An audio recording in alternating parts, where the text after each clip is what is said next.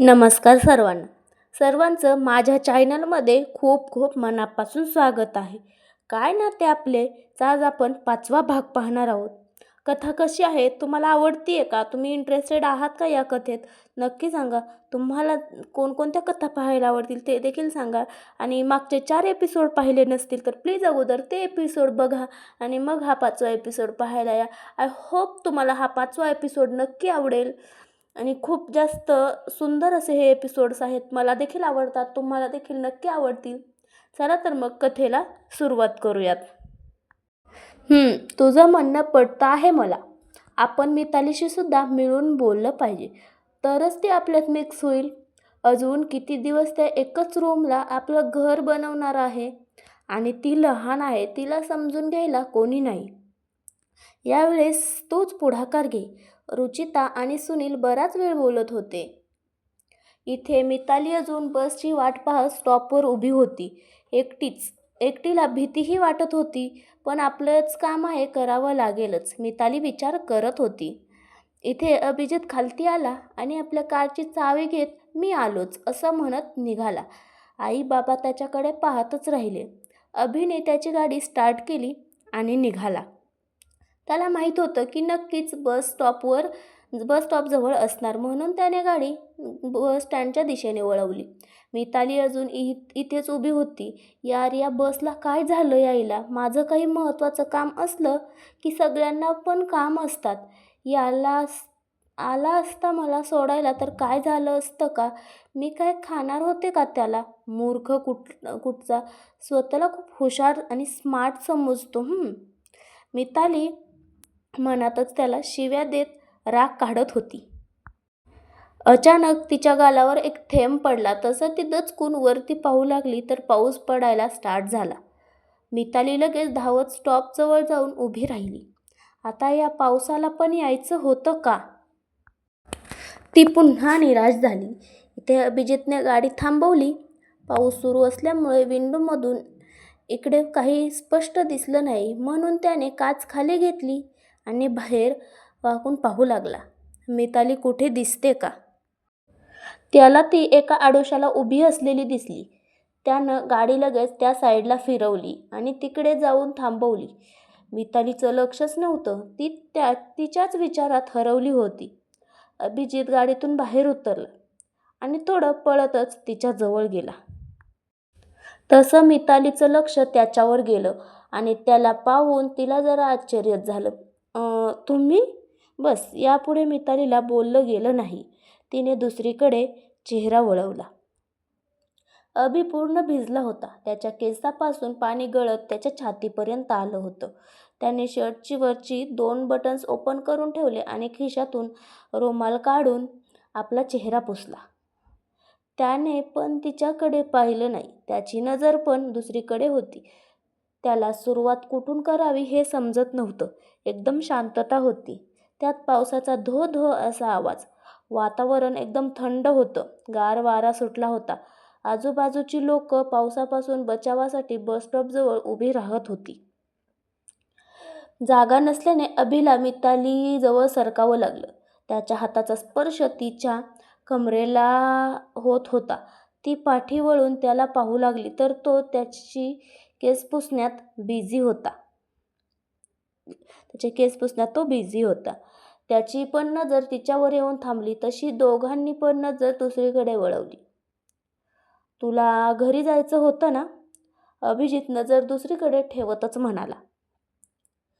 हो, पण अजून बस नाही आली आहे. मिताली पण नजर दुसरीकडे ठेवत म्हणाली. ओके म्हणत अभिजित पुढे काहीच म्हणाला नाही. पुन्हा शांतता.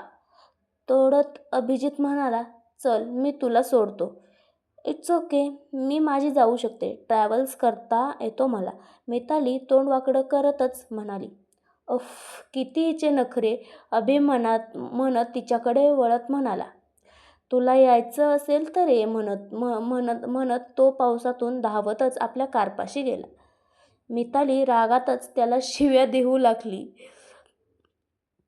मूर्ख, मला साधी लाडीगोडी तरी लावू शकला होता. इतका काय भाव खातो? अभिजित गाडी स्टार्ट करत निघतच होता. मिताली धावतच त्याच्या जवळ गेली आणि विंडोवर ठोकलं. तसं अभिने पटकन कारचं डोअर ओपन केलं. मिताली पटकन आत जाऊन बसली. या गोंधळात ती सुद्धा भिजली. अभिने तिच्याकडे रुमाल पास केला. तिने तिचं अंग वरच्यावर पुसलं आणि त्याला पाहून प्रश्न केला, तुम्ही तर येणार नव्हते ना? तुमचं काम होतं, मिताली म्हणाली अभिजितला. पण यावर त्याने बोलणं पसंत नाही केलं.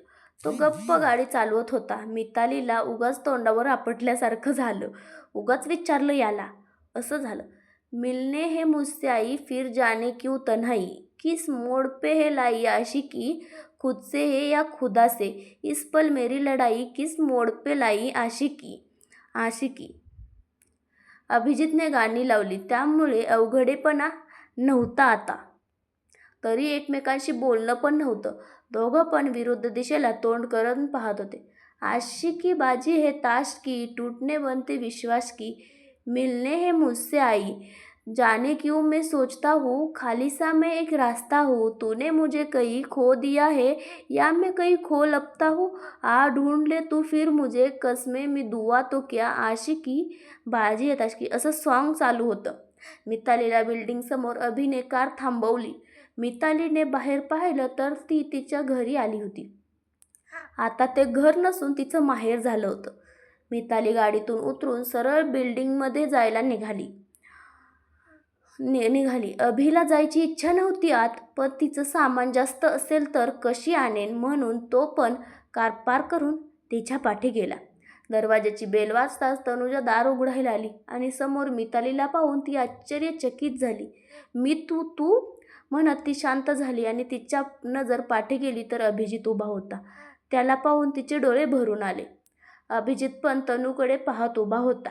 या दोघांची असली नाटकं बघत मिताली पटकन आत गेली. तोच मी तुझी आई समोर दिसली. तिला पाहून मिताली म्हणाली, तुमच्या घरचं सामान नाही चोरणार आहे, डोंट वरी, माझं काही सामान राहिलं आहे तेच घ्यायला आली आहे. म्हणत मिताली पटकन तिच्या रूममध्ये गेली आणि पटापट तिच्या गरजेच्या वस्तू ती बाहेर काढू लागली. आई तिच्या रूममध्ये आली आणि मिताली जवळ गेली. मितू बाळा, कशी आहेस ग? इतक्या दिवसांनी आलीस? आणि मी जिवंत आहे दिसतंय ना? मग का विचारतेस? तू जा बघू इथून, मला तुझा चेहरा नाही बघायचा आहे, मिताली आईवर ओरडत म्हणाली.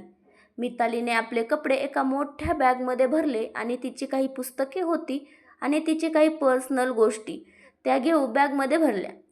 कपाटात चेक करता करता तिने हळूच लॉकरमध्ये असलेला तिचा गल्ला आणि पॉकेटमध्ये असलेले सोन्याचे कानातले आणि एक चेन काढून घेतली आणि आईच्या नजरेला चुकवून आपल्या प्लॅनच्या खिशात टाकून दिली.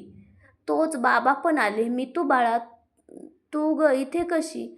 बाहेर पाहिलं तर जावई पण आलेले आहेत आणि ही बॅग इथे राहायला नाही आली आहे. नका काळजी करू, फक्त सामान राहिलं होतं तेच घ्यायला आली आहे. असं बोलत तिने पटकन त्या 2 बॅगा घेतल्या आणि बाहेर हॉलमध्ये आलं तर तनुजा अभिशी बोलण्याचा प्रयत्न करत होती. मितालीला जाताना बघताच तो पण निघाला. तनुजाचं न ऐकता त्याने मितालीच्या हातातले बॅग्स घेतले आणि निघाला. पण का कोण जाणे, तनुजाच्या मनात वेगळेच विचार चालू होते. रात्री अभि आपल्या रूममध्ये झोपणारच होता की त्याच्या फोनची मेसेज ट्यून वाजली. त्याने मोबाईल पाहिला तर तनुजाचा मेसेज, मला तुझ्याशी खूप महत्त्वाचं बोलायचं आहे, एकदा भेट अभि प्लीज. अभिने तो मेसेज पाहिला आणि विचारात पडला. इथे मितू आपले सोन्याचे काही दागिने विकायच्या तयारीत होती. तर कथा आवडली असेल तर लाईक करा, कमेंट करा आणि पुढचा भाग पाहण्यासाठी चॅनलला सबस्क्राईब करा.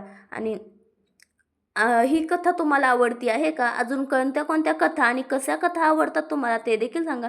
इमोशनल कथा, प्रेम कथा, मराठी स्टोरीज नक्की काय पाहायला आवडतं ते देखील कमेंट करून सांगा. आणि प्लीज कमेंट करत चला, म्हणजे मलाही कळेल तुम्हाला नक्की काय पाहायला आवडतं. चला तर मग बाय बाय, भेटूयात उद्याच्या व्हिडिओमध्ये. तोपर्यंत बाय.